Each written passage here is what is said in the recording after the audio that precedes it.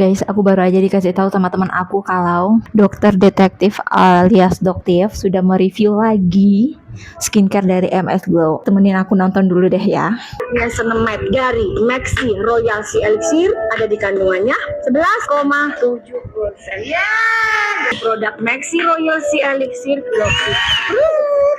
Kalian udah denger kan sendiri langsung kata Doktif kalau Maxi Royal Sea Elixir MS Glow ini nggak overclaim. Yeay! Aku sebenarnya nggak heran sih karena aku juga sudah pernah bereksperimen dengan Maxi Royal Sea Elixir ini dan ini dia hasilnya. Kalau kalian pengen lihat hasil eksperimennya seperti apa, kalian bisa langsung klik video yang aku tautkan nanti di bawah ya.